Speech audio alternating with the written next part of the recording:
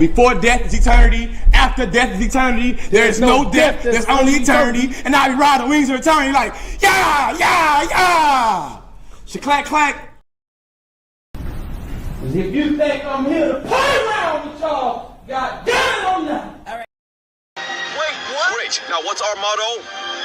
We was kings. We was kings! Baby, can't you hear my call? Hear my call. Is it loud enough? Don't wanna fall. No, I need you. Can't do it on my own.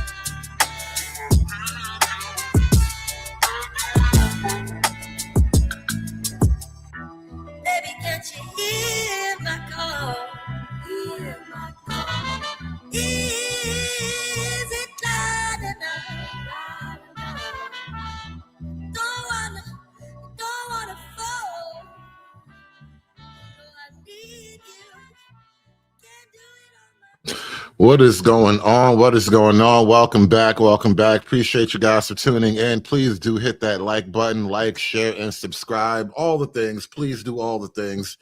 I want to talk about Africa a little bit tonight. It's been a while since we talked about Mama Africa, the motherland, you know, back where we was great. You guys remember back when we used to be great, when we used to be kings? This is where we used to be kings at. Wait, what? Great. Now, what's our motto? We was kings. We was kings!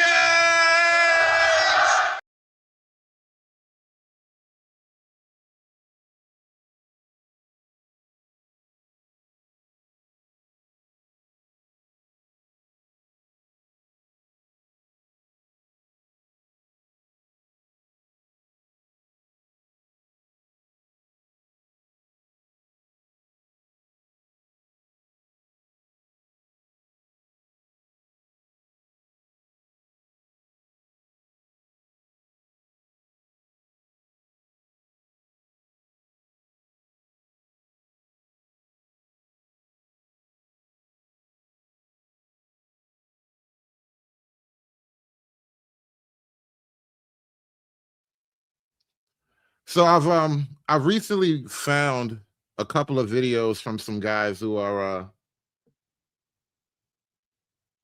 some relatively based Africans, I guess you could say, like I put in the title. And they describe Africa in a way that's very different from a lot of people who talk about Africa. You know, they blame colonialism for all of its economic and social problems and whatnot. And these guys take a very frank and direct take on why Africa is the way it is, what's really happening, and, you know, the nature of things. And this guy in the middle in particular, Bantu City Diaries is the channel that he's started up. And recently he kind of went a little bit viral because of a video that went around about the Nigerian IQ. And he's got a few other videos that are a little bit jarring, I guess you could say. And I wanted to look at some of this based African content. And I guess I want to ask a question.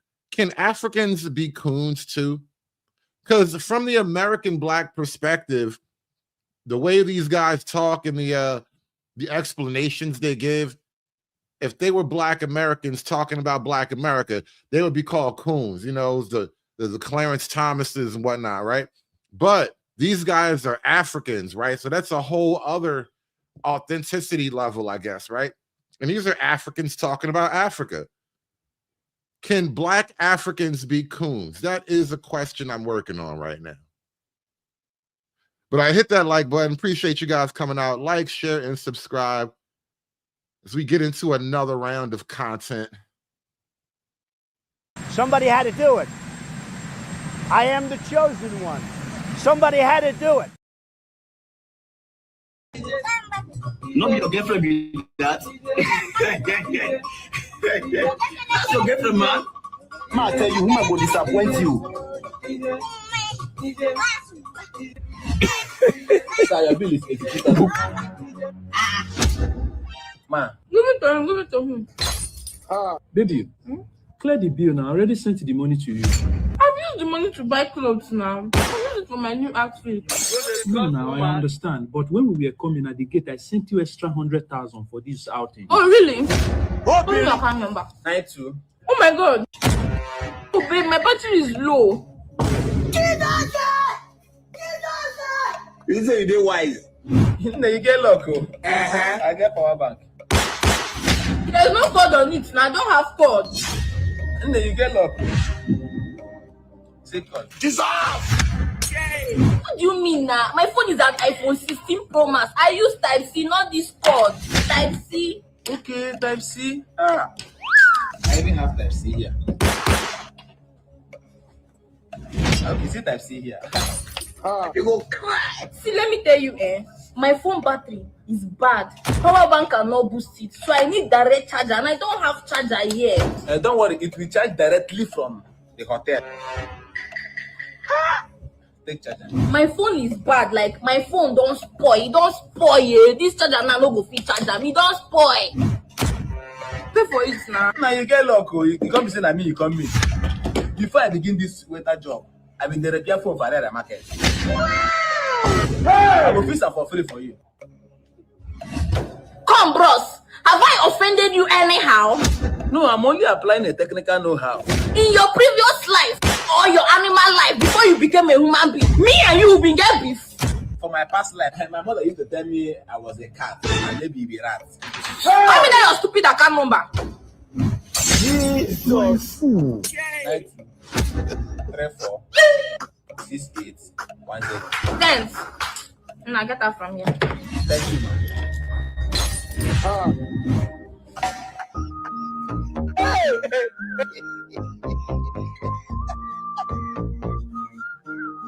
My love for you. Yo, African internet is something else. It's a whole other type of internet. Hey, look, Angry Snowman, this isn't even the food content. You don't even want to get into like African food content. I'm not even sure if I'm allowed to show you proper African food content, because sometimes I'd be like, is this even real? Are you just doing this for the camera because it shocks white people? The Hadzabe tribe. That's probably a monkey. But here's my question, right? If you have access to actual noodles, like look at this wok. First of all, you got a big giant wok. I don't know if that's an African cook pot or if that's an authentic Chinese wok, but either way, you do have access to a noodle store somewhere. So you have access to a place that you can buy noodles, but somehow they're chewing on a giant monkey. They're eating mankeys, y'all. They're eating mankeys. I don't know why. There's a dog in the background, like that's supposed to be for me. Meanwhile, you got a pot full of noodles, which tells me you have access to modern shopping environments, but it's nothing like a spit roasted manky.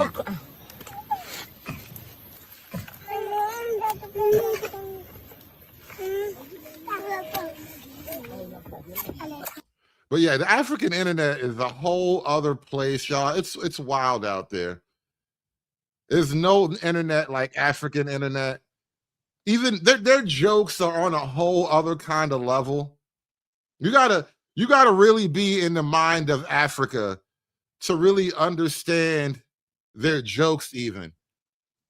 I had to watch this a couple of times to get what they were trying to tell me and why it was supposed to be funny to me had I been an African. You're having a bad day, then you find out that they caught a thief. I'm like, why did he pick up the iron? Why is this making them so happy? I had to really watch this a couple of times and really ask myself layered questions. You caught a thief. So it's not like the police got him, like just people just got him, the quotation marks, we got him, So we got a thief. Have no idea who we is, but we got a thief. Sorry, you're having a bad day and you find out that they caught a thief. And you get up, you're like, oh shit, we got a thief? And he grabs the iron. He doesn't brush his teeth. I assume he was barefoot because he was laying down. He doesn't even put his shoes on. Even if maybe shoes aren't even in the equation anyway. But he immediately grabs the iron because that's the first thing you grab when you're told that your village has caught a thief. And now I can only imagine what you're going to do with this iron to the thief that your village caught. And what did he steal that he would deserve such a thing? Like, what if it was just $1? What if he just stole $1? Like, literally, it was $1 sticking out of somebody's pocket. And he just like, yoink. And that's all it was. It was $1. And now they're about to beat him to death with random African objects and a hot iron from in the house. Like, what happened? Like, is there no process about this type of shit? Do you at least get to sit in front of the council of old African niggas and explain, like, hey, it's not that serious, all right? Like, you can put all the weaponry away. I will wash dishes or some shit. You know what I mean? Like, how do you just go handle that? Like, damn. That's crazy when you think about it. That's that frontier justice, right? That's what they call community policing, Everybody just get a piece of your hide, really. You don't even get to explain. You don't get to defend yourself. You don't even get a chance to tell a good lie. You don't get none of that. You can't hire your lawyer to make some shit up for you. None of that stuff, man. That's that raw tribal village justice right there. Niggas coming at you with irons. You lucky they ain't even got electricity in there. That's the only thing that kind of confused me about it. Because, like, even if he was lucky enough to have electricity in his house, which is, 50-50, he ain't going to have none out in the street. So he's just going to get beat up with, like, an iron. Did he tie the two irons together and use them like nunchucks? Like, how does this go? How does African justice really work? Some things I really don't even want to find out the answer to. I just have questions. That's just how my mind works. I have questions. Sometimes I just really wonder about things. Because you got to understand, the world doesn't live like we live over here in America. Things are very different all around the world. Some things are incredibly different. So different you just couldn't imagine it. This is why I love the internet. You can watch things without having to go smell the smells and, get all dangerous and shit. Why is there no black Elon Musk or Jeff Bezos? The United States is so rich that it is the only country where the black man could have shown to the rest of the world that black people are not inferior. There are only about 14 billionaires of African heritage in the US. 7 of them are rappers, basketball player, or some celebrity. In Africa, there are just about... I noticed how you just tried to claim black Americans in your African billionaire stat. Hold on now. Hold on. I noticed you just tried to claim all these Southern-born, New York City type black people in your African your African billionaire stat. This is what black folk be talking about. This is why they started getting on FBA on you niggas. Stop trying to loop us into your thing. There are only about 14 billionaires of African heritage in the US. 7 of them are rappers, basketball player, or some celebrity. In Africa, there are just about 5 million white people. Of those 5 million white people, they are the richest people. They have the highest millionaires in US dollars in Africa than the other 1.3 or 1.4 billion black people. Speaking of all the millionaires, shout out to Rational Baz with the 20 ball. For all the hard work, objective truth, and entertainment. Gulag Gang Church. Shout out to Rational Bass. Appreciate you for recognizing the hard work. Thank you so much. You know what, though? It costs a lot of money to do what I do. It costs a lot of money to bring the real. And with this, I dress myself in cashmere. I dress myself in $100 pleated slacks. I dress myself in alligator shoes. I wear a $15,000 Rolex. I got Mercedes-Benz, Rolls-Royce, the biggest house on the biggest deal. Yeah, we don't care. I got Mercedes-Benz, Rolls-Royce, the biggest house on the biggest deal. Yeah, we don't care. You're talking to the Rolex wearing, diamond ring wearing, gift stealing, wheeling dealing, limousine like jet flying. Son of a gun, son of a gun. The biggest star of them all. It costs a lot of money to bring the real world champion on location. Only an Artie and Ricky. We do it for everybody else. Don't wrap me up. No. In the UK, there are no black billionaires. In France, no black billionaires. There are about 10 million black people living in Europe. They earn the least. They are the poorest in all the various European countries. Why is that? Why is there no black Elon Musk or Jeff Bezos? The United States is so rich. Why is there no black Elon Musk coming out of Africa? Now, this man right here, he's the guy from Bantu Diaries. He posed a question about African IQ. Before we even get to that, please appreciate you guys coming out. Like, share, and subscribe. We want to dig into some African culture and content from real Africa, y'all. Shout out to real Africans. They finally let these niggas on the internet. I first collided with the reality behind this myth during a 2022 MBA market access internship with L'Oreal. The goal was to figure out how to sell more premium beauty products to Nigerians. The data was sobering. Only about 2% of Nigerians, roughly 4 million people, could consistently spend more than $10 a day. This isn't an anomaly. It's a central misunderstood truth of Africa's consumer market. The dream of 1 billion consumers is powerful, but the reality on the ground is far more complex and far more challenging. Welcome to Africa on Monday, your weekly YouTube channel simplifying African news and amplifying context to deliver insights that matter. So how did this powerful myth unravel so quickly? It started with the Great Squeeze. Africa's middle class, as defined by the African Development Bank, spending between $2 and $20 a day, is a vast group of over 300 million people. However, the stable consumer class, those with real discretionary income, resilient to economic shocks, is far, far smaller. A brutal decade of So Nigeria barely has a middle class.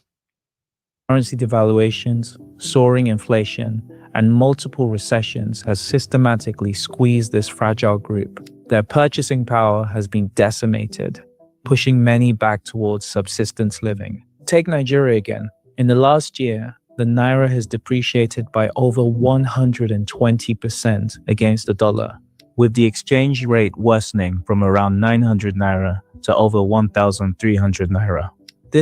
And they be trying to tell black folk America is falling. You need to go back to your country, go live amongst your people. I don't know if you guys got it together yet. You know, I wish y'all the best, but I'm going to stay here. I'm going to ride this wave. It isn't just a number on the screen. It's a direct assault on the wallets of ordinary people. The cost of everything from food to fuel to medicine has skyrocketed. That $10 a day consumer from 2022 now has a purchasing power of less than $4. The dream of buying a new car or a better smartphone has been replaced by the daily struggle to afford basic necessities.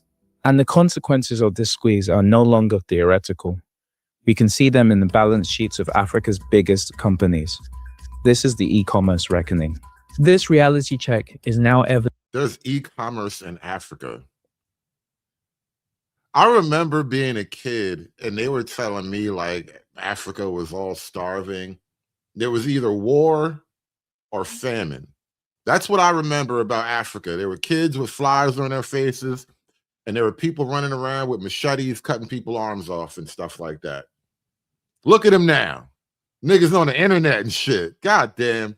In the balance sheets of Africa's digital giants, e-commerce platforms like Jumia, once heralded as Africa's Amazon, have faced immense difficulty.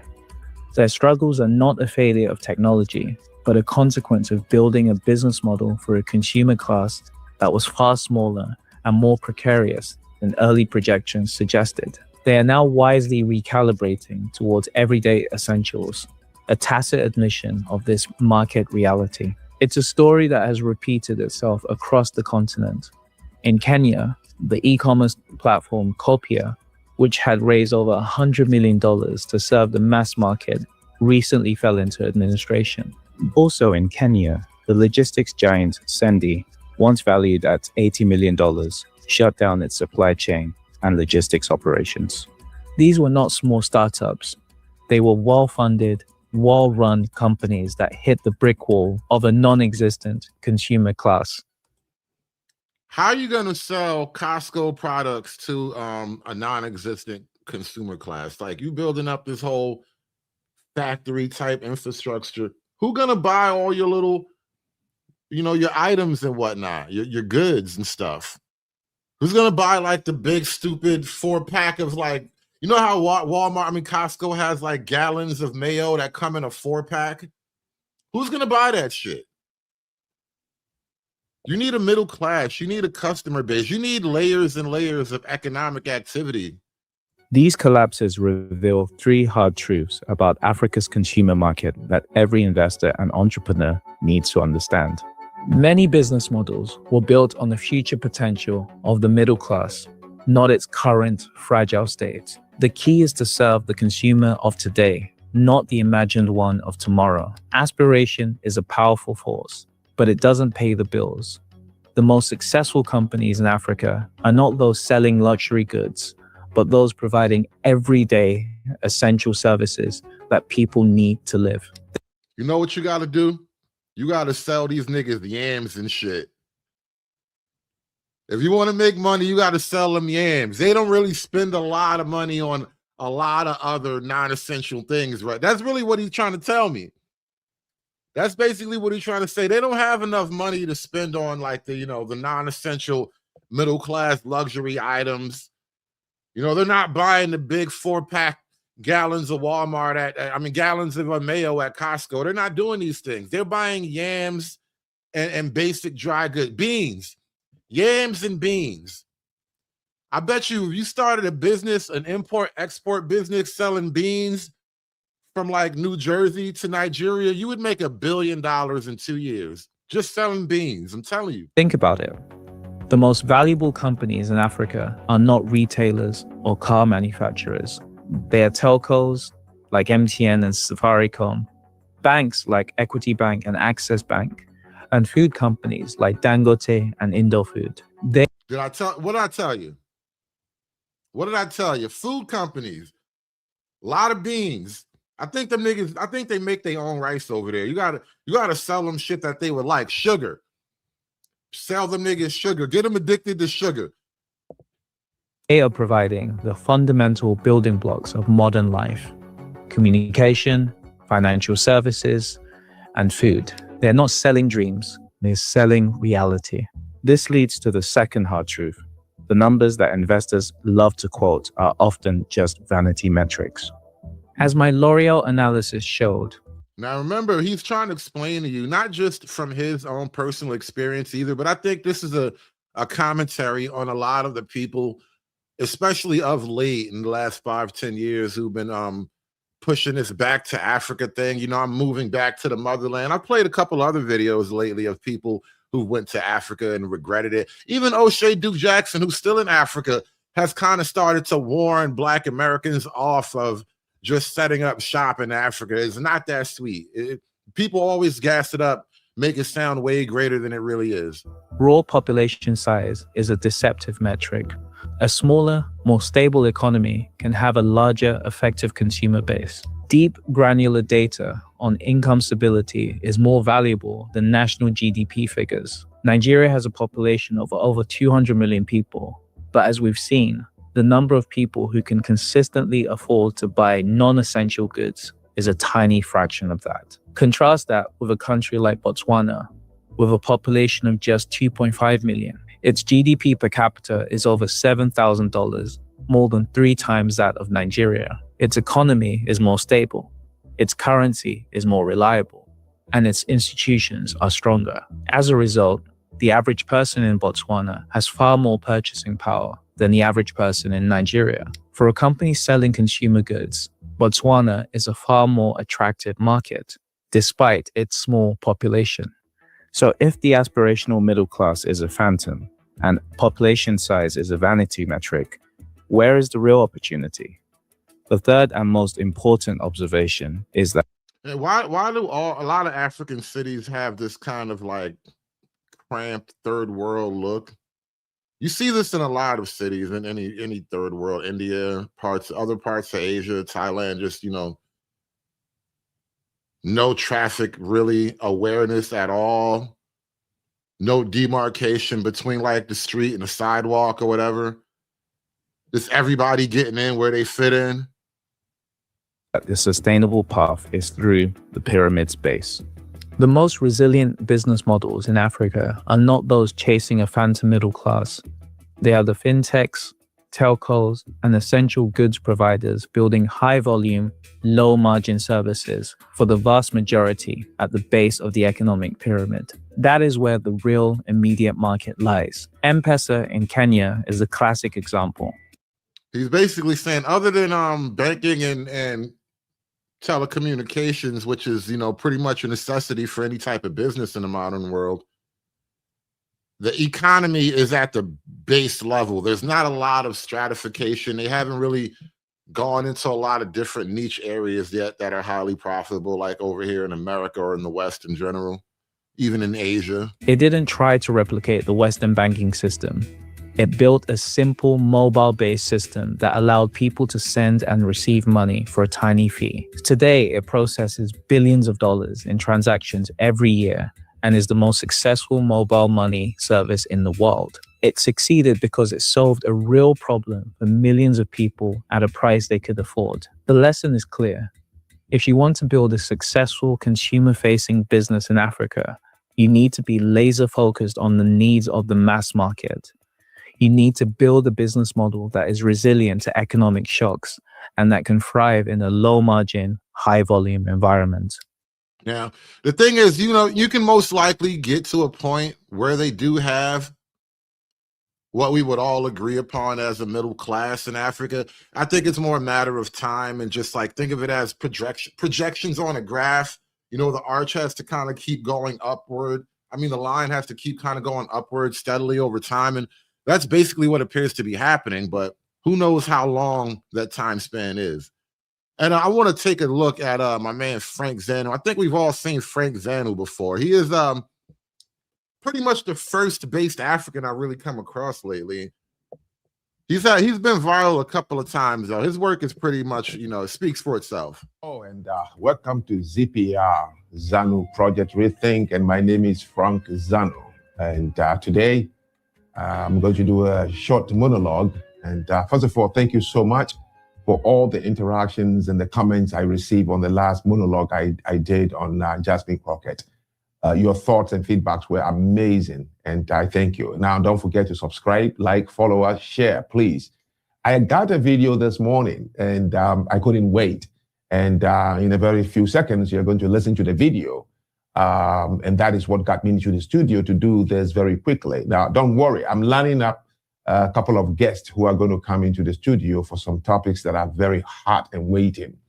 And the gentleman in this video just said something that I believe some of you are just going to have a hard time really, really believing that in 2026, people are still saying things like this, where young ones in the room or in their homes are listening to it. Take a listen to this video. And when there's a whole system of government set up just to keep you locked in it, to keep you suppressed in it, just know that you're powerful. This system has been set up against melanated people. The system is built against us. Do you think that the system's designed against us? 100%. Now, and then shout out to Frank for addressing this type of thing too.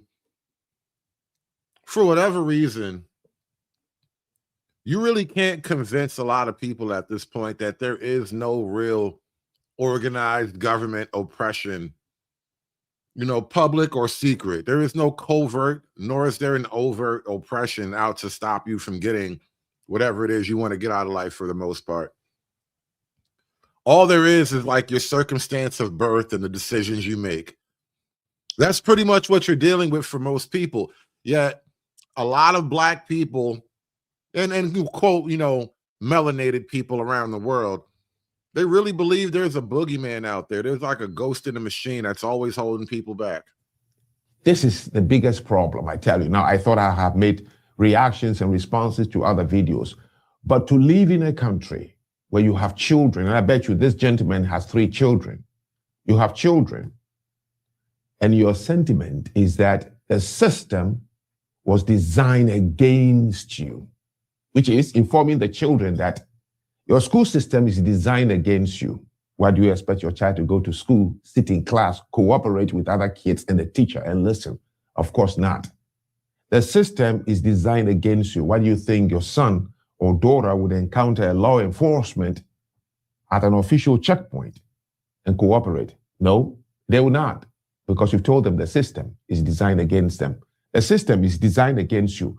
Why would a young one be thinking, hey, let me save money and maybe open a business, contribute to this community? No.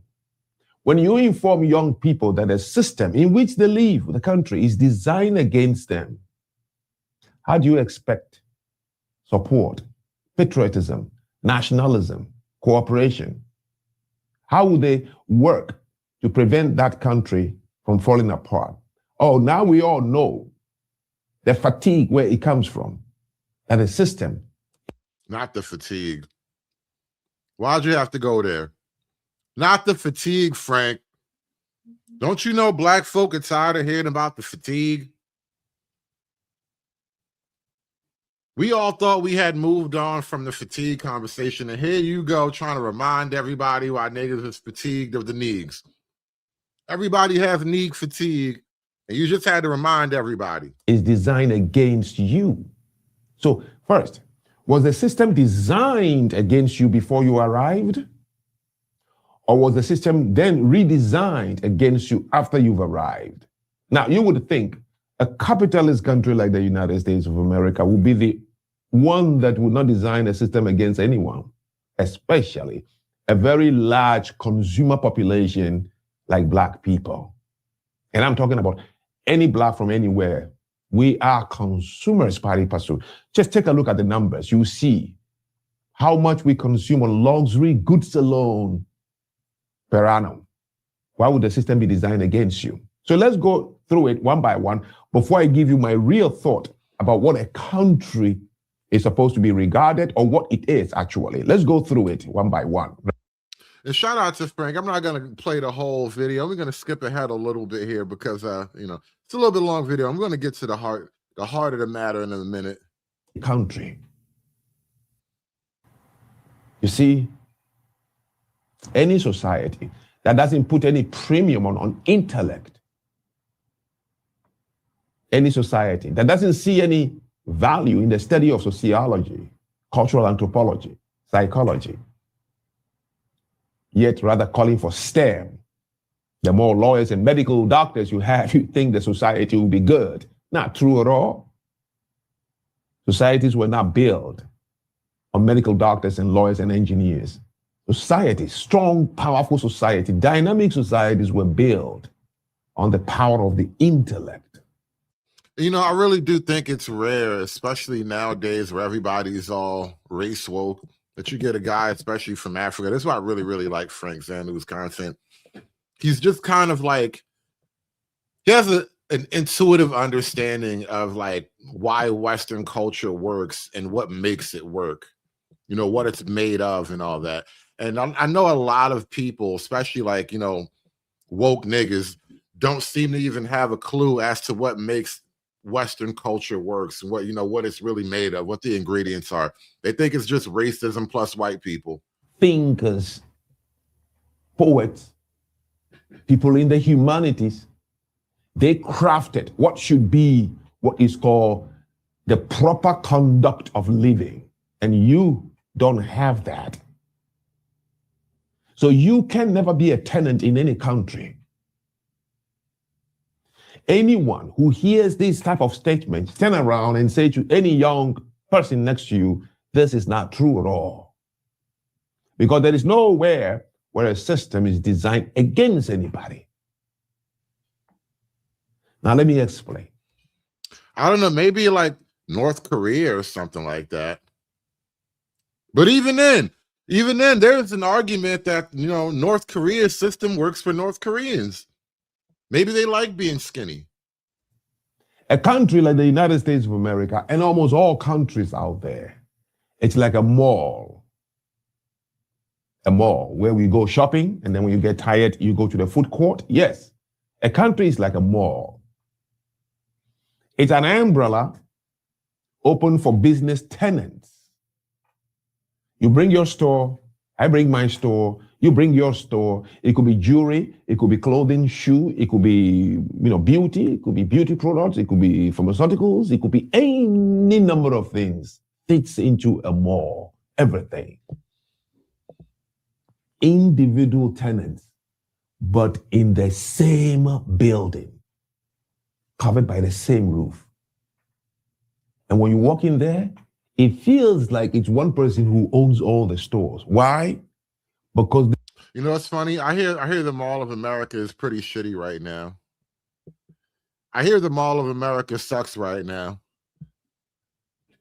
It's been taken over by foreigners. We're just gonna leave it at that. I heard Trump was speaking the other day about about the Minnesota thing.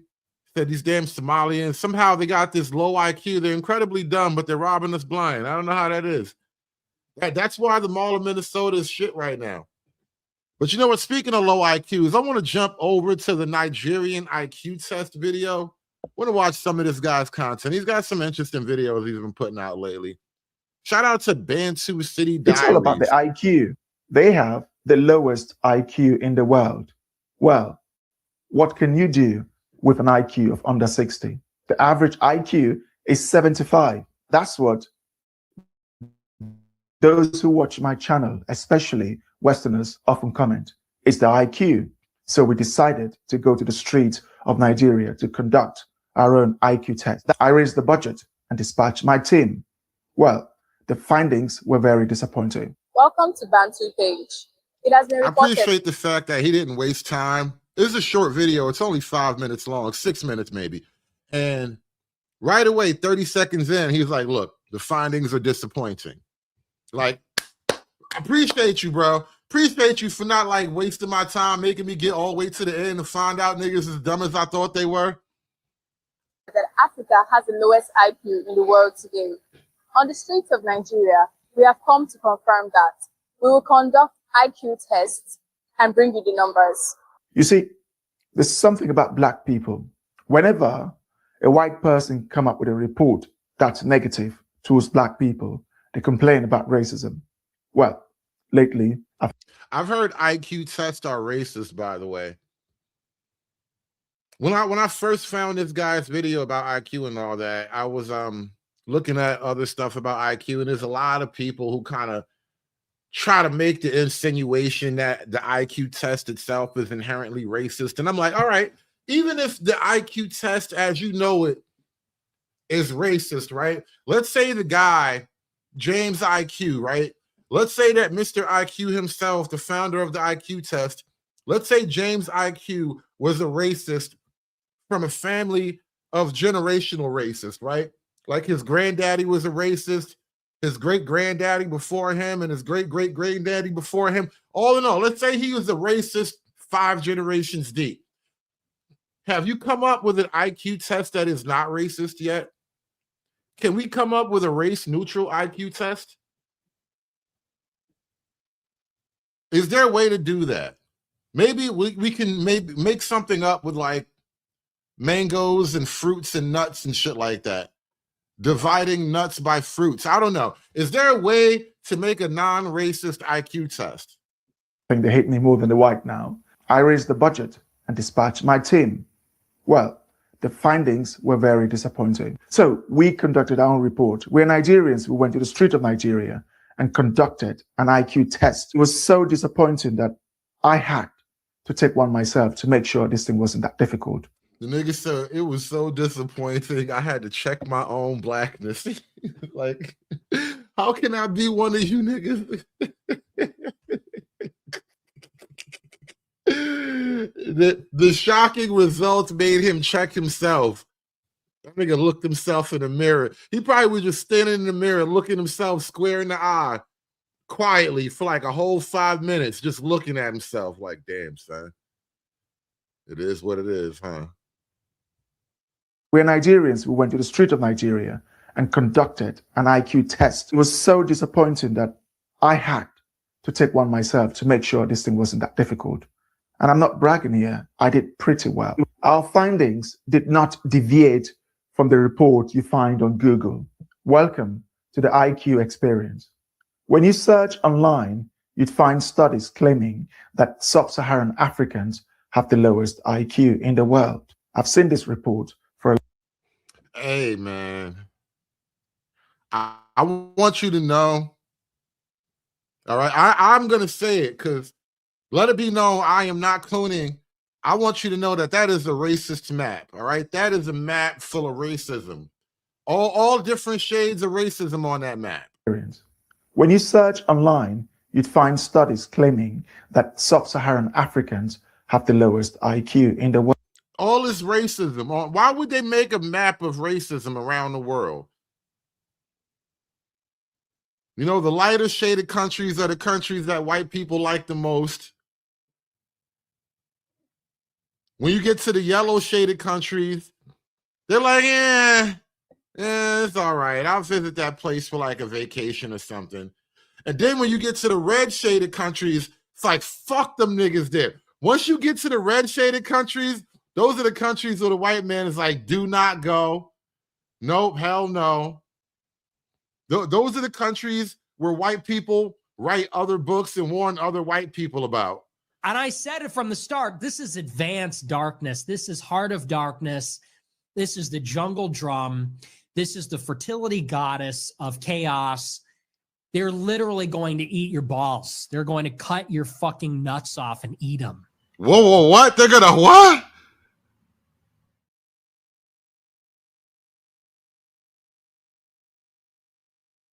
Welcome to the IQ experience. When you search online, you'd find studies claiming that sub-Saharan Africans have the lowest IQ in the world. I've seen this report for a long time now.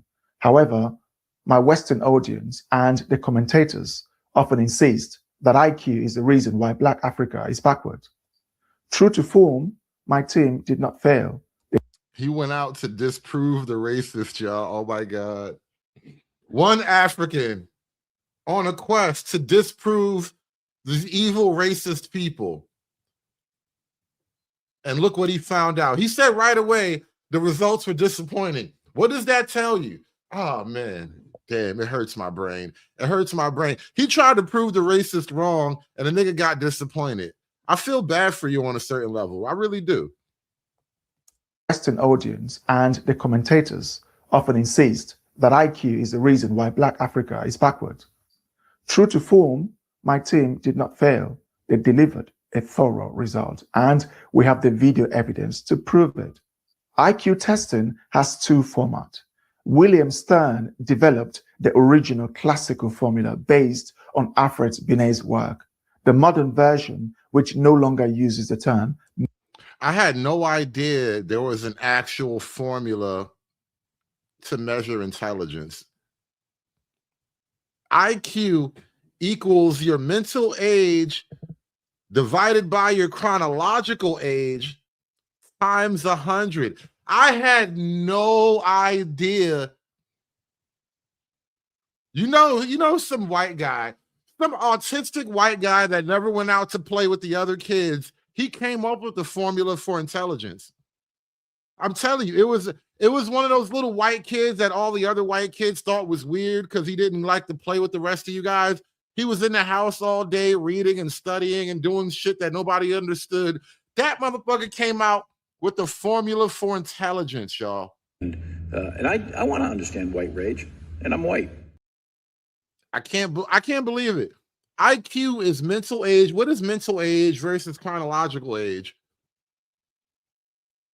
I have no idea how these things even work. Mental age divided by chronological age times 100. Why 100? Like what? All these things just seem completely arbitrary. Modern IQ.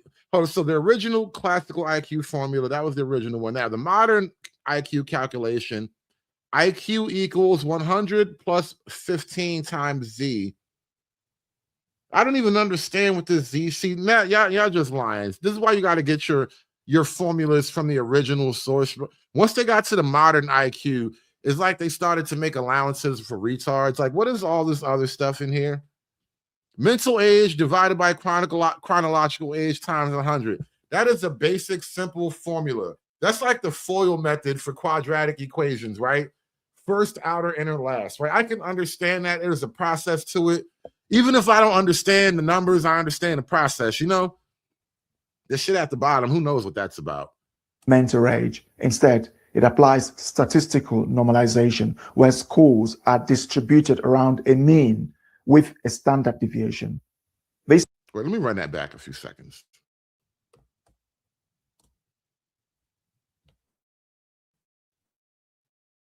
We have the video evidence to prove it. IQ testing has two formats. William Stern developed the original classical formula based on Alfred Binet's work. The modern version, which no longer uses the term mental age. Instead, it applies statistical normalization, where scores are distributed around a mean with a standard deviation. This method was influenced by the statistical work of David Wexler. I have never wanted Black Africa to be better than when I was going through the result. Let me explain how we Shout out to having hope and faith in Black Africa. I got hope and faith in Black Africa too. I believe y'all gonna make it one day.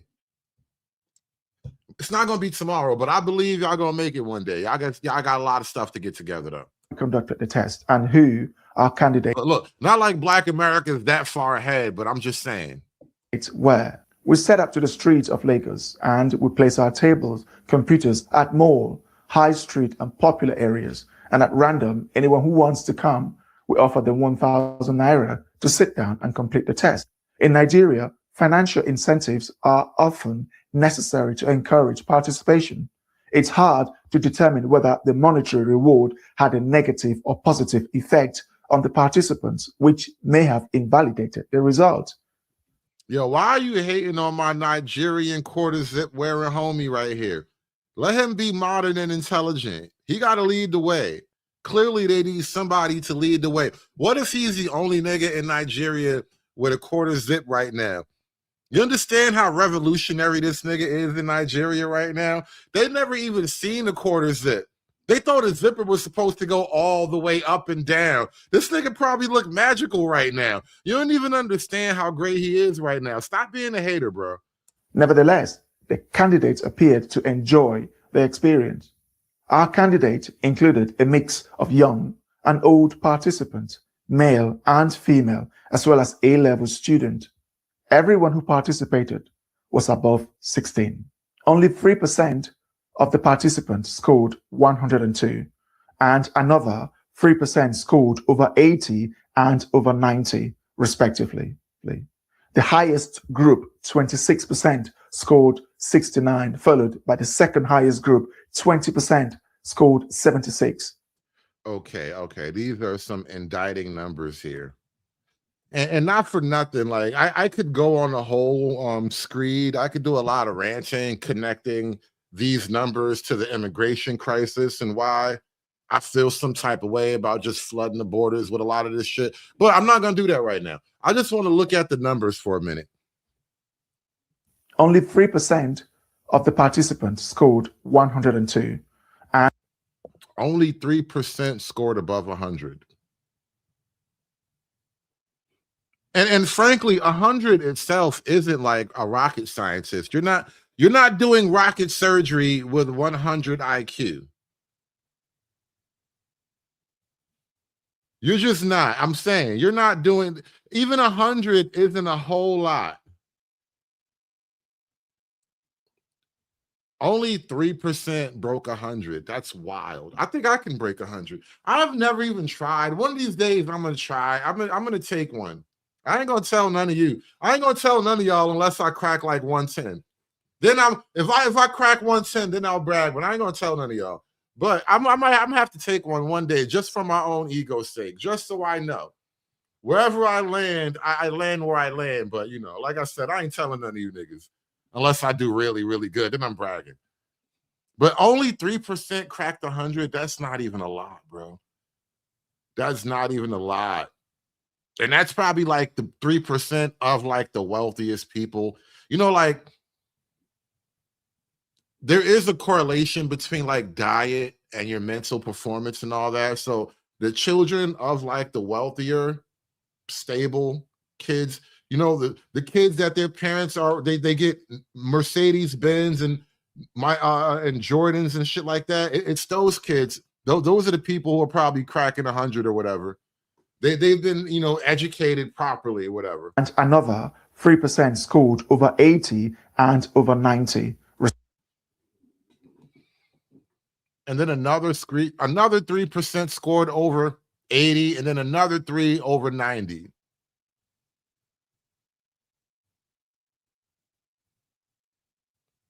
So collectively, let's say what? 3. Damn, most people do not even score above an 80. The majority of the country does not score above 80. The majority of the country hovers between 75 and 69, according to this graph here. But wow. Wow. Respectively. The highest group, 26%, scored 69, followed by the second highest group, 20%, scored 76. Disappointingly, 52% of participants scored below 70, accounting below 70. Yeah, I think 75 you say is the cutoff for tardation. We were officially tardy at or below 75. And I think that has ramifications legally speaking, right? Like, if you're like at a 73, are you really responsible for your actions? You know, and I think about this movie. I'm not movie, but I saw the movie. But as a teenager in high school, you remember being in high school and they give you like the reading list, and you get the reading list in high school, and you got to like go over some great American works. I read, and we watched the movie Grapes of Wrath. Remember that it was Gary Sinise, and it was I think John Malkovich. John Malkovich played like the big slow guy. And long story short, by the end of the movie, it was Lenny. The big slow guy that John Malkovich played was Lenny. And Lenny, like I said, he was big, he was slow, he was underdeveloped mentally, right? He didn't have it all, and he would never get it all either. And he did a bad thing. Lenny did a really bad thing. I'm not going to ruin the movie for you, but Lenny did a really bad thing. And all the people, just like beginning of the show when I showed you that clip about when the town caught a thief and they was going to go ham on him, all the people were going to get Lenny because Lenny did a really bad thing. You know what? That was of Mice and Men. I'm sorry, not Grapes of Wrath. That was of Mice and Men. Was that Mice and Men? I think you might be right. It was Mice and Men. Maybe I'm wrong. I'm remembering wrong. I'm misremembering. But no, it was Lenny. And Lenny did a bad thing. And George, who was Lenny's friend and his lifelong companion, and being like normal, I guess his IQ was well above 75, but being the guy responsible for George and understanding the way things work, George, he wasn't going to let the people get to Lenny, but he understood that he couldn't just let Lenny go. So George put Lenny down. And that was like the climax of the whole movie story or whatever. And it was that kind of philosophical question of like, what do you do with somebody like that?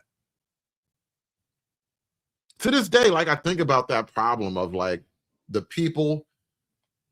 Let's say you have a person like that guy on the train who stabbed that woman, that white lady, Irina. She was like the Ukrainian ballerina, I kept calling her.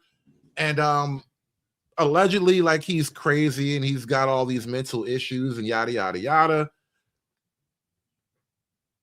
Do we have to keep him alive?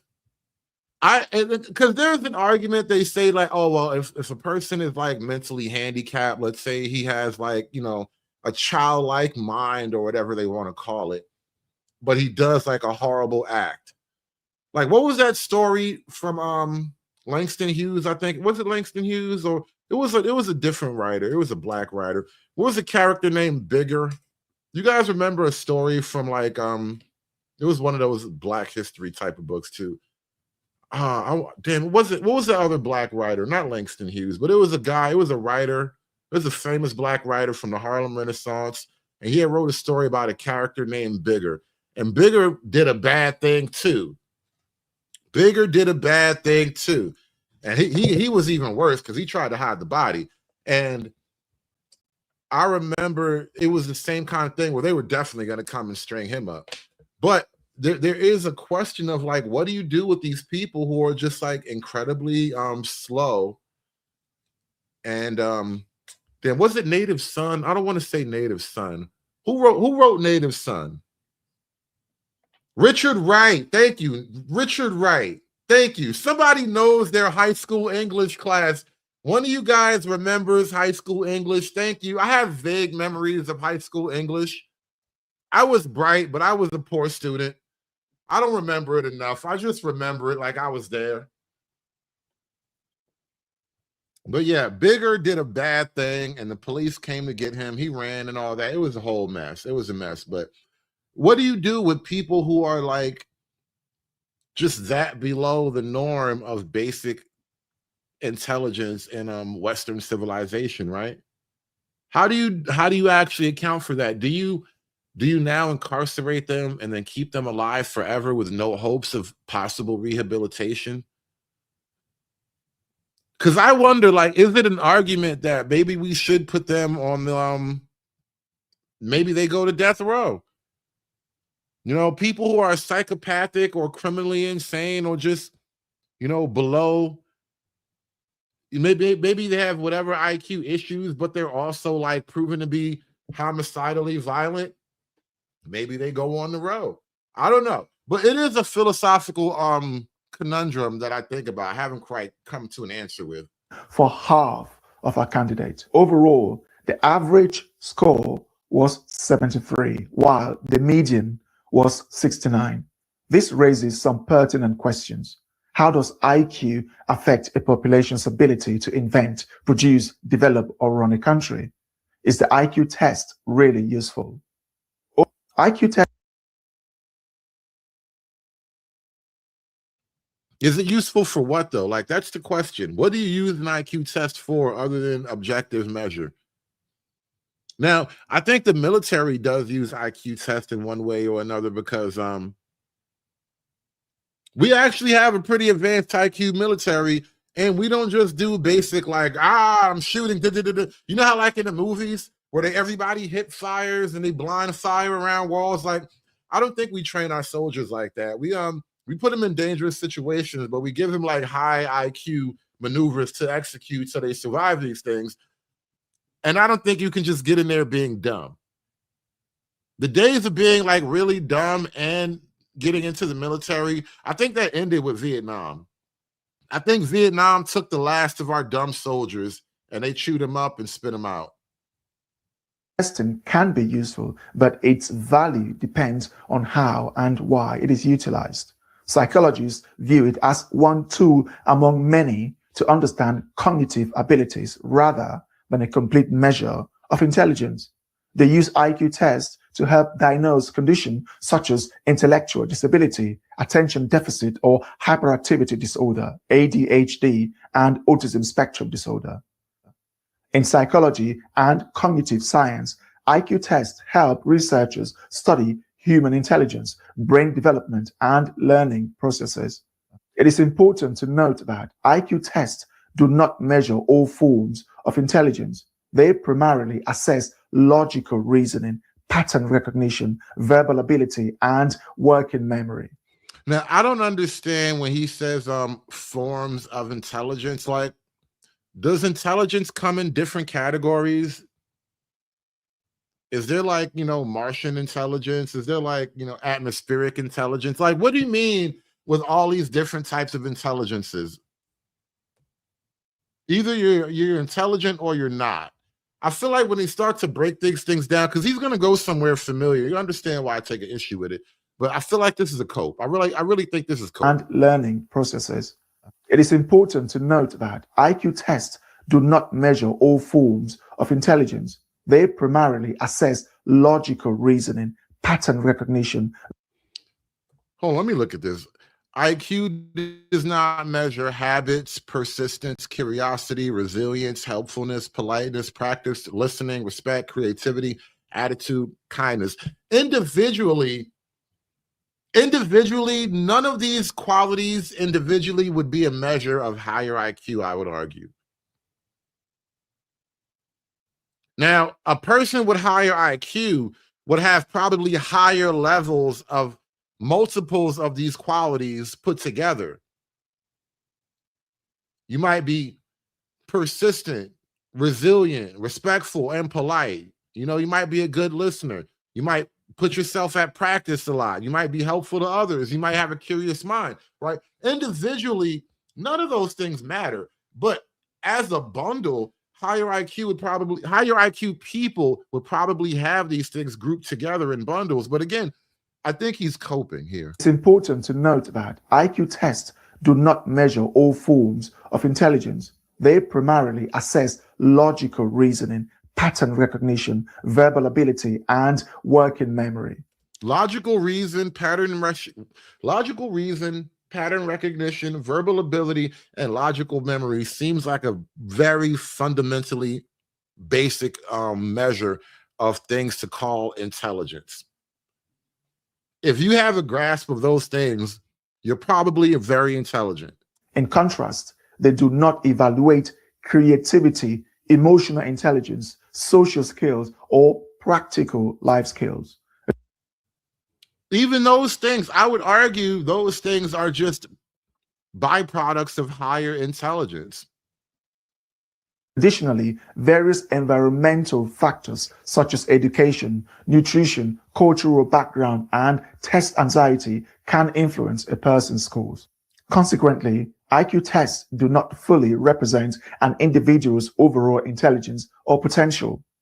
It is essential to highlight that this should not be a reason to mock or insult Africans. IQ is not entirely fixed. Learning, education, and life experiences can change cognitive abilities over time. Therefore, not only that, like the Chinese have not that the Chinese are low IQ or anything like that, but this is a slightly different argument. I noticed that I've been hearing about the Chinese because their diet is changing. They're getting a lot more protein and beef in their diet. The Chinese are getting like an extra inch or two taller on average over the last 20 years. We're starting to see like giant Chinamen now. And I wonder if like access to the modern world, just doing trade with the modern world, not only just a material trade, but intellectual trade as well, it has to have the byproduct of increasing overall IQ for the people of the like your Nigerian population. Just having more contact with the larger world would, as a byproduct, raise your general IQ. Because the more well-traveled you are, the more experience you have, the more things you know. a single test may not accurately reflect a person's long-term intelligence. If you think we're wrong, if you think we missed anything, please leave them in the comment section below. And also, don't forget to like, share, and subscribe. Thanks for watching. Now, this guy's put out a lot of videos, but they're all like relatively short. I'm gonna take a look at his channel a little bit while we're still up here. He just put out a really controversial video. Why do other races find black people the least attractive? Should I go there? Do you really want me to go there? I feel like I don't even want to go there. Because look, on the title, it says, why do all races find black people ugly? That was the thumbnail. That was the thumbnail. He really went there. I didn't go there. That was not me. That was not me. Now, he did another video about IQ, but he put it behind a paywall. Let me go to this one here. Let's see what he's talking about. Can Africans be coons, y'all? Most Africans have no pension. Many Black Africans lack a culture of planning for the future, including in pension schemes and overall strategic foresight. This mindset is reflected in our lifestyle choices. How is it possible that of Black Africa's 1.3 billion, less than 20% have a pension plan, job security, or family planning? Even many Black Africans living in Western countries tend to avoid private pension plans. This lack of foresight persists even among those who have lived in the UK, US, and Canada for years. All right, you know what? I'm going to listen to my audience. He's already telling us why we broke. Let's go find out why everybody said we ugly. Damn it, I'm going to listen to y'all. I'm going to trust the audience, okay? I'm going to let the audience judge. It's like one of those books where you got to pick your adventure. You guys remember Pick Your Adventure novels? I'm going to trust you guys to pick the adventure tonight.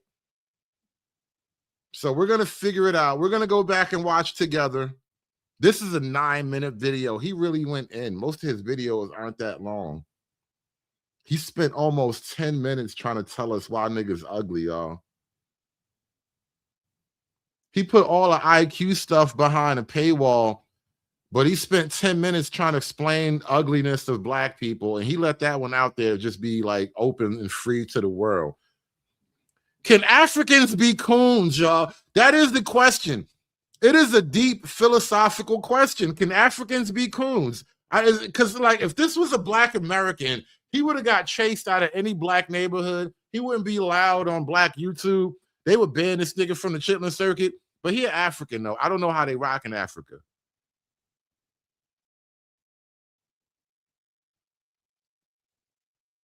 In the eyes of other races, black people are often considered less attractive compared to white people. When a black person dates outside their race, they tend to choose a white partner in about 70% of cases. East Asians find black people the least attractive, followed by Indians. And you know what? You niggas ain't gonna be calling me ugly for free. I need you to give me some money. I can't be ugly and broke. This is some bullshit, goddammit. Give me the money. Give me the money for I was cute. Give me the money. I need that money. You just can't be up here calling me ugly and broke. You're gonna have to help me. You can't make me pretty, but you can give me $1, nigga. And South Asians, then Southeast Asians before Westerners. In this video, I aim to explore why East Asians and Asia as a whole tend to view black people as the least attractive. Firstly, East and South Asian cultures place a high value on pale or white skin, often seen as the ideal of beauty. As we all know, black Africans are in short supply in that branch of nature. So East Asians are colorist.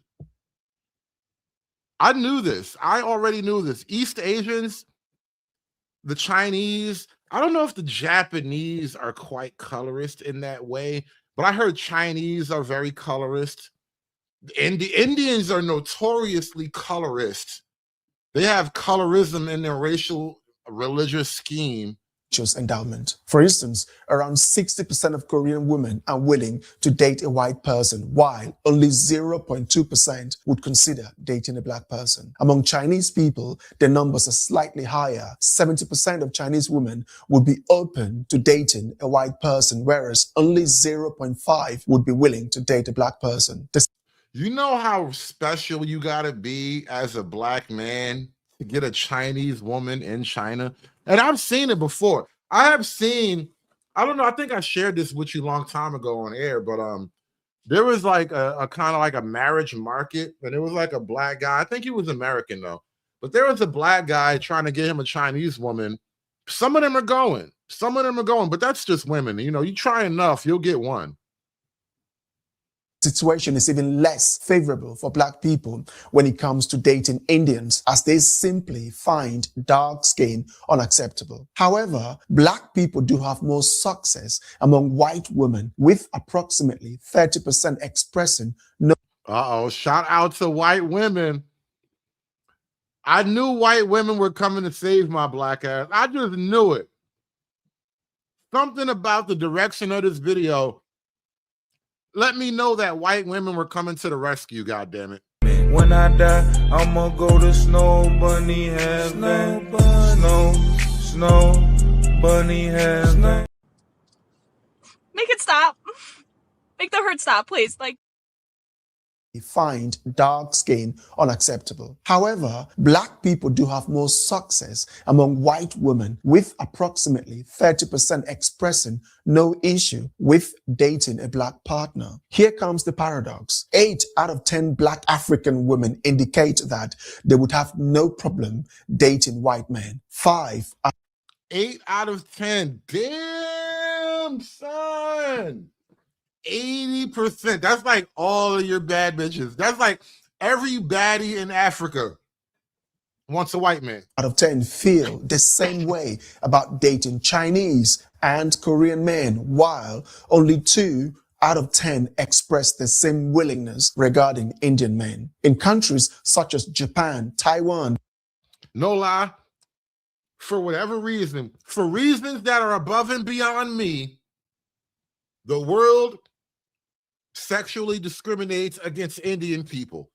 I don't know why. I have theories that I will not talk about on air. I've learned my lesson. But for whatever reason, the world sexually discriminates against Indian people. The Philippines, Indonesia, Vietnam, Thailand, and throughout the Arab world, most women prefer not to date black men. In contrast, they are open to dating white or Hispanic men. Why are black men or black people in general the least desired? Is it racism? Are we considered unattractive? Or do we have a reputation for being poor parents or people? And damn, bro, you really just had to go there? I would have been happy if you'd have just said, no, it's racism. It's racism. He's like, no. Is it, are we poor parents and poor people? Like, damn, bro. Damn, bro. You couldn't let a nigga live or nothing? That was wild. That was wild. You really went right at my reputational issues. That's crazy. Trust, they are open to dating white or Hispanic men. Why are black men or black people in general the least desired? Is it racism? Are we considered unattractive? Or do we have a reputation for being poor parents or people? Answer lies somewhere within these many questions. In Chinese, Korean, and to some extent Japanese cultures, relationships and marriages are heavily influenced by Confucian's tradition. These expectations often include... Who is this confused Asian nigga, and why do they keep following Confucian? Why? Who the hell is Confucian, and why do the Asians keep following him? That doesn't sound right. Influenced by Confucian's tradition. These expectations often include having a committed partner who serves as a traditional provider, demonstrates financial stability, and is willing to invest in the relationship. Marriages are viewed as unions between two families with a strong emphasis on family-oriented values. Wives are typically expected to maintain a close, respectful, and sometimes subordinate relationship with their in-laws. You know what? I like that. I like that. You know, I always said I need me a relationship like the white man, but I wouldn't mind the China man's relationship. It sounds like the white man and the Asian man figured things out a long time ago. Get back in the kitchen.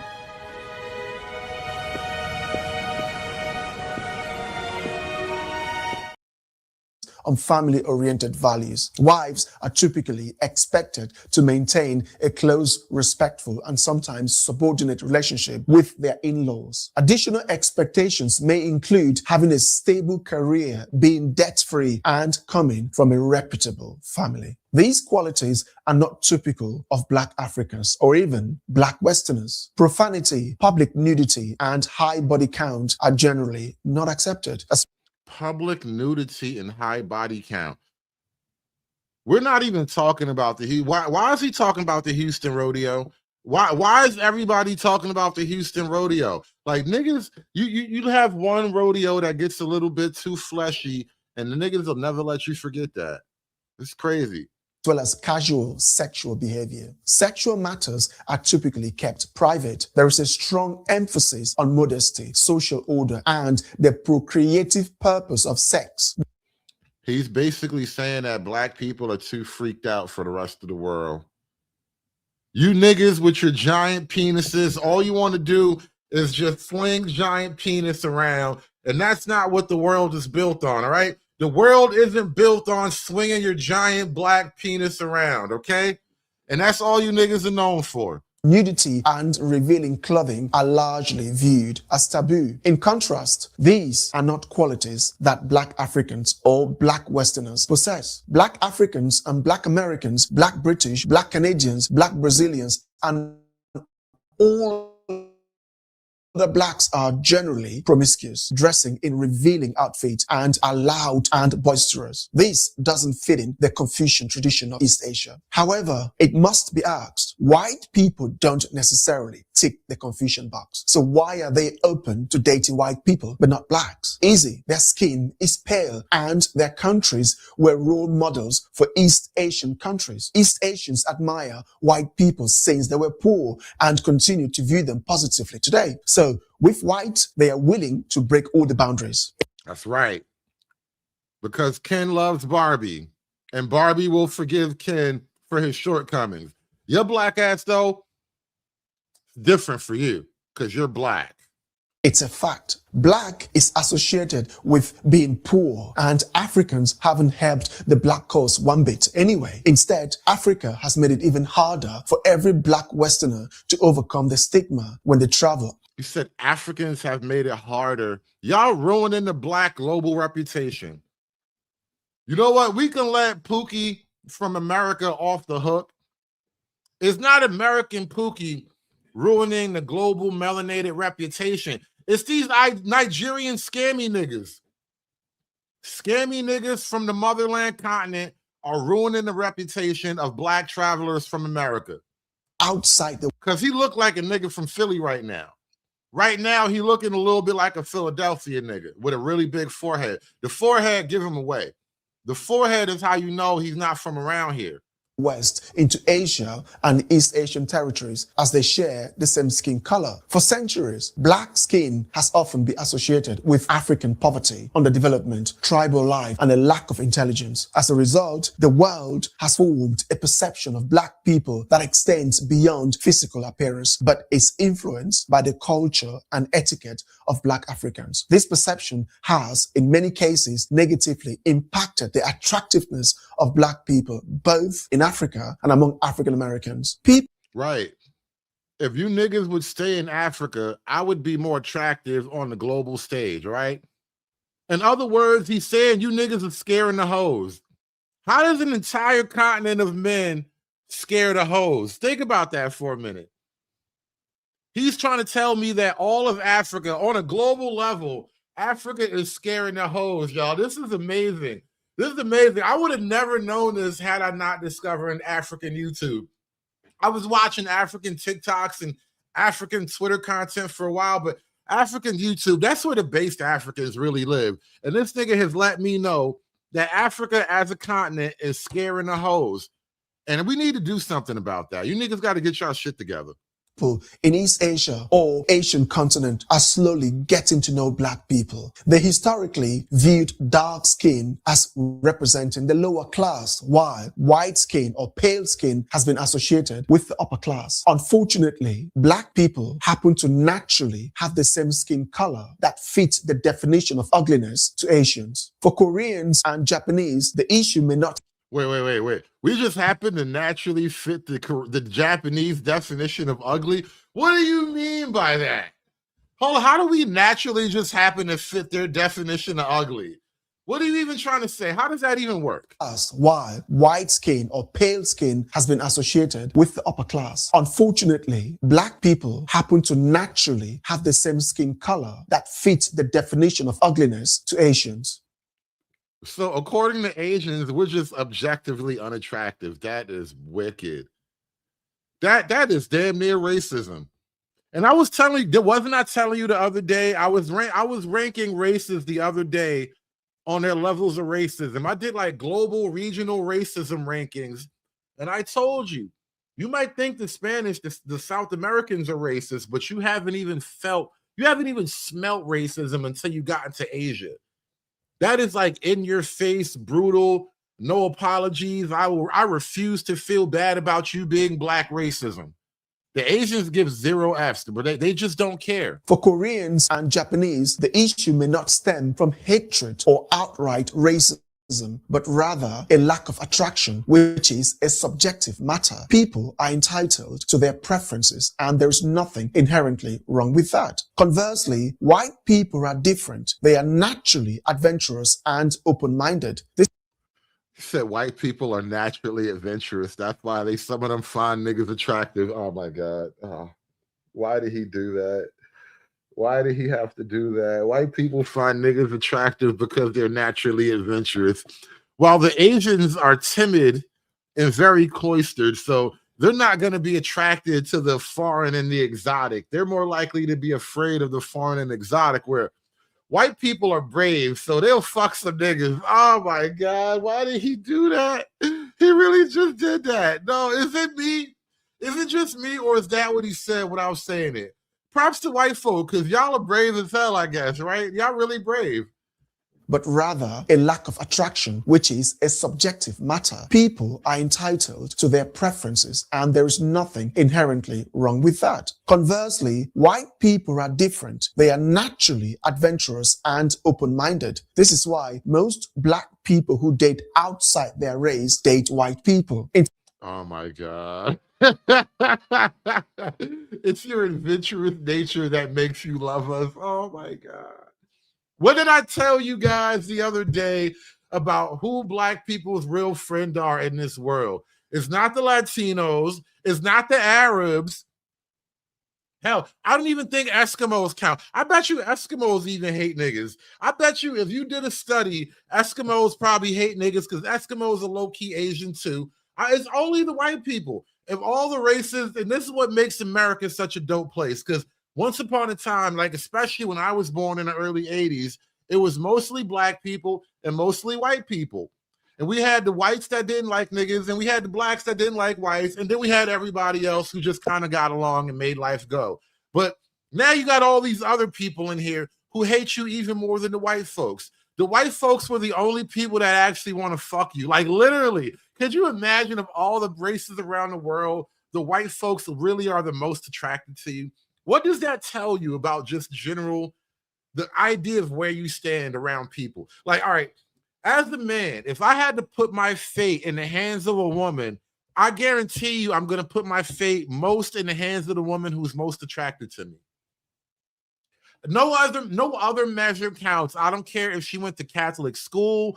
I don't care if she spent 11 years studying at Harvard. I don't care if she's been an ER nurse for the last 10 years of her life. When it comes down to it, I'm putting my fate in the hands of the woman who's most attracted to me, because she's going to go above and beyond all calls of logic and reason, right?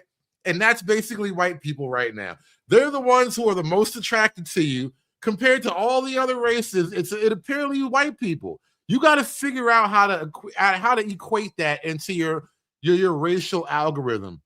You got to work that in there somehow. You got to figure out how it equates, y'all. And I can't shut up. I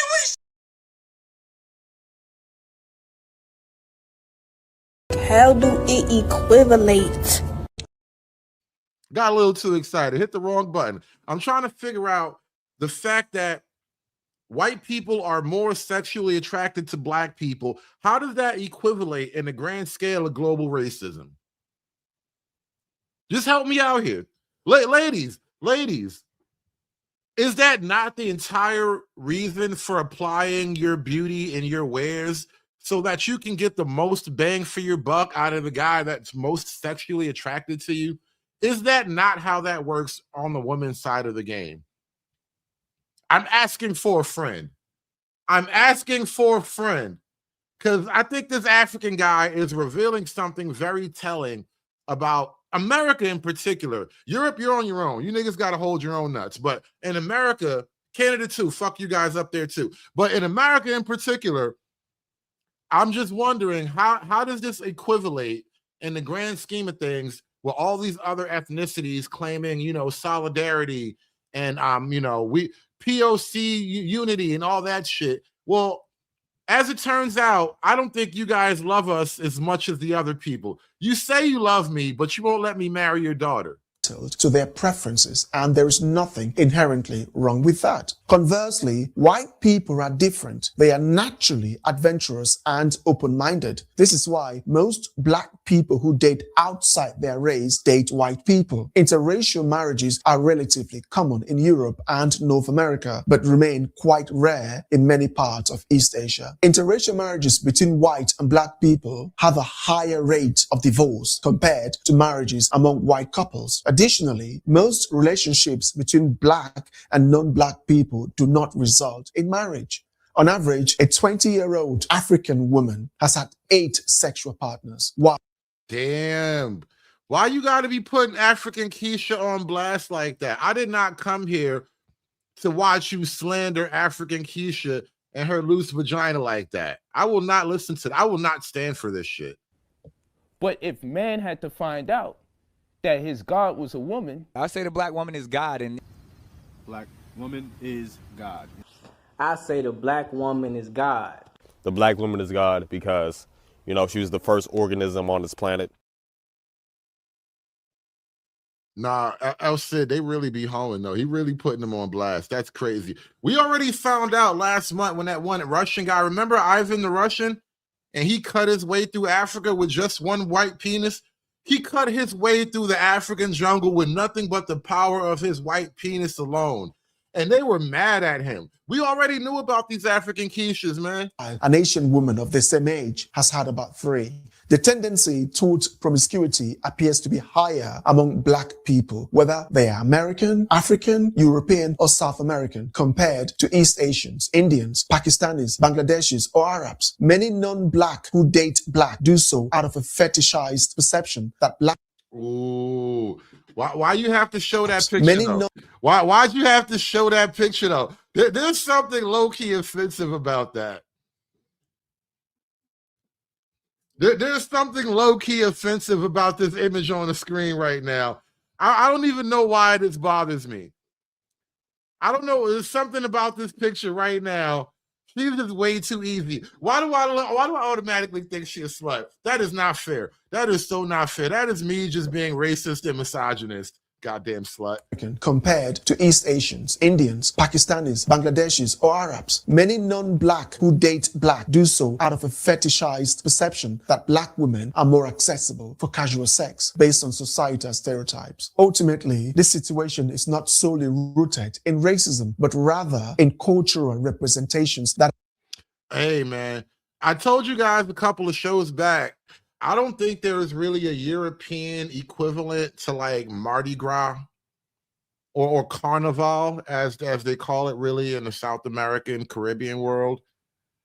That overt display of like sexual debauchery, as a matter of historical record, Europe, for the most part, and America too, we have pretty much done away with that kind of thing for the most part. Mardi Gras is one of those things. It's like a remnant of a previous era, because like overt sexually ritualized displays are once upon a time a part of like very ancient, human culture, behavior, sex magic and all that kind of thing. And I think a lot of these Caribbean and Southern American cultures still maintain elements of that. Whereas because of European Christianity spreading around the world and kind of stamping out a lot of that more hedonistic version of worship, you just don't see that as much. But in the Southern and South American world, and hell, probably in parts of Africa too, there is still a very much hedonistic form of worship that you just don't get in most of Europe. Not effectively showcased their strengths or themselves to the world properly. There is a pervasive image of black culture as poor, uneducated, loud, dirty, aggressive, and lacking emotional intelligence and ambition. These qualities can undermine the foundations of relationships and marriages. Many women... Yeah, when you grow up around ghetto Keisha, it totally jades your opinion of women, relationships, and happily ever after. There is something not only just mentally, but even emotionally and romantically traumatizing about the ghetto.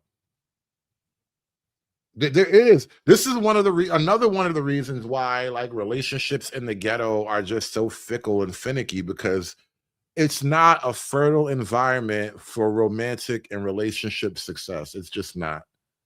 Are deterred by men who appear to lack these attributes. Even among white women, those over 35 are less likely to date black men compared to those under 25. Examining the dynamics of attraction from the perspective of black Africans reveals concerning trends. A white man in Africa is living in heaven. Black African women often show a preference for white men, even if those white...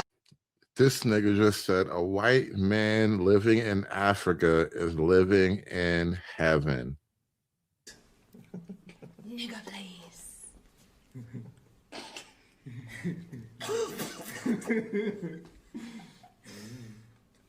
Serious.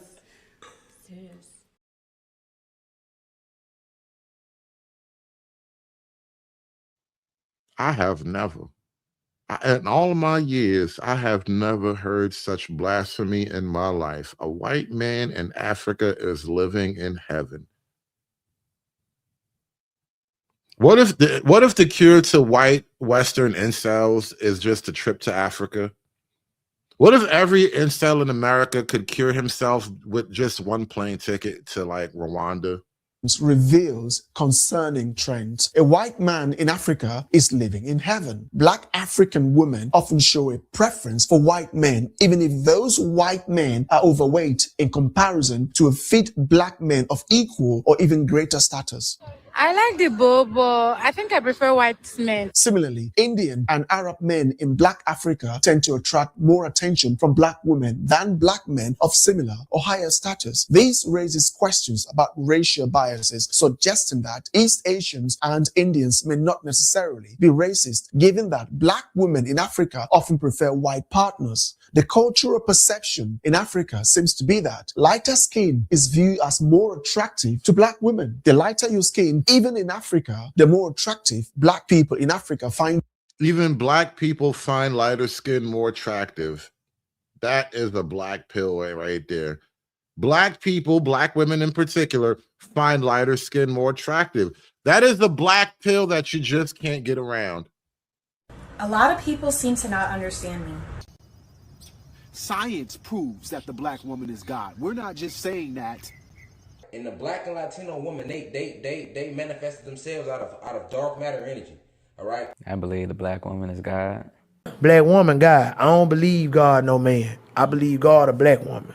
The Black woman is God. But my number one subject matter is the Black woman is God. That's first and foremost. Black woman is God. The Black woman is still God. You're God, Black woman. The Black woman is God. She is the creator. She is the sustainer. She is the provider. She is the first teacher of the children. She is everything to the Black race. But don't get it wrong. I am still a white man's whore. Is there something fundamentally wrong with dark skin? Historically, behaviors such as dressing provocatively, having multiple partners, being sexually promiscuous, and having children outside of marriage were stigmatized in many Black African countries during the 70s. In contrast, the percentage of single-parent household is notably low in countries like India at 5%, Korea 6.5%, and Japan 12%. In comparison, Botswana has a staggering 65%, South Africa 60%, Kenya 27%, and both the DR Congo. Damn, I think Black America is like competing with those numbers. I know Black America is way higher than Kenya at 27%. Kenya's doing okay. Kenya is not looking that bad. It's only 27%. But Botswana, South Africa, I feel like Black America is kind of up there with those numbers. Botswana, South Africa, Kenya's not that bad, but wow, that's a lot. And Zimbabwe around 25% each. These statistics suggest that the values and social expectations in Black African societies may be less stringent than those in white and East Asian cultures. Because even in white countries, there are less single-parent household than in Africa. Consequently, there are many areas in which Black people may fall short of the expectations held by white and East Asians. This leads to a growing reluctance among these groups to date Black people. Skin color alone poses a significant barrier, but even if that were overlooked, other unmet expectations might still impede potential relationships. If you think we're wrong, if you think we missed anything, please leave them in the comment section below. And also, don't forget to like, share, and subscribe. Shout out to Bantu Diaries and all the based Africans out there. Like, who knew you could coon in an African accent? I thought cooning was just an American Black thing. These niggas are taking our jobs. I thought only American Blacks could be coons, but here, look at these based Africans. Who knew? Who knew cooning was a worldwide Black phenomenon? Cooning right from the motherland is crazy work. The Bunker TV, I see you've been mad this whole show. You can't be mad at me, though. I'm not saying anything. Listen, I said the Black woman is God multiple times tonight. You can't be mad at me. These Africans are cooning on a level that only black Americans could only dream of. We cannot coon as hard as Africans. It's just not happening. But I'm going to wrap this one up for tonight. I got to go make me some dinner. I got to get out of here. I'm starving. I'm hungry, and I've been drinking too much. So we're going to wrap this up before I say anything too crazy. I appreciate you guys coming out. Like, share, and subscribe. Thank you so much for watching the show tonight. This has been the Nigerian IQ and the rise of the based Africans. I had no idea Africa was producing such based niggas, y'all. If they can create a couple more of these niggas, Africa just might make it. Africa just might be something. We just need a few more niggas like this willing to talk some real shit and, you know, not care about anybody's feelings. But I will catch you guys on the next one. Peace, y'all. Aspiring to be patriarchs like what white men have, that isn't freedom. That isn't going to help anybody. It's certainly not going to help black people. It's done. It's done. It's done. It's done. It's done. It's done.